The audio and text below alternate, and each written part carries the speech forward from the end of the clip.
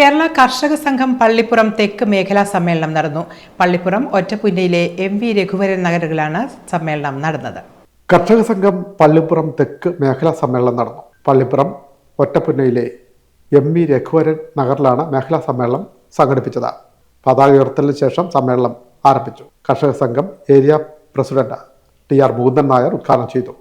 പഞ്ചാബിലും അതുപോലെ രാജസ്ഥാനിലും യു.പിയിലും ഒക്കെയാണ് ആദ്യം കാർഷിക പ്രസ്ഥാനങ്ങൾ ഉണ്ടാവുന്നത്.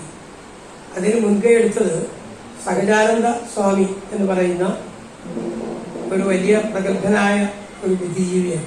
സ്വാമി എന്ന് പറയുന്നതുകൊണ്ട് അദ്ദേഹം സ്വാമിയൊന്നുമല്ല, സുബ്രഹ്മണ്യ സ്വാമി എന്ന് പറഞ്ഞ പോലെ അദ്ദേഹത്തിന്റെ പേരിന്റെ കൂടെ അത് ചേർത്തുന്നുണ്ട്. വലിയ സാമ്പത്തിക ശാസ്ത്രത്തിൽ ഡോക്ടറേറ്റ് എടുത്ത വലിയ ബുദ്ധിമാനും സാമൂഹ്യ പ്രവർത്തകനുമായിരുന്നു. മേഖലാ പ്രസിഡന്റ് സുരേഷ് എസ് നായർ അധ്യക്ഷത വഹിച്ചു. സ്വാഗതസംഘം ചെയർമാൻ ടി.എസ്. സുധീഷ് സ്വാഗതം പറഞ്ഞു.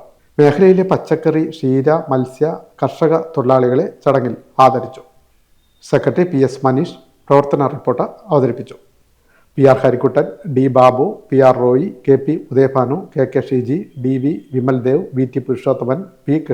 ഗോപാലകൃഷ്ണൻ, വിജയകുമാരി, കെ. സനീഷ് കുമാർ തുടങ്ങിയവർ സംസാരിച്ചു.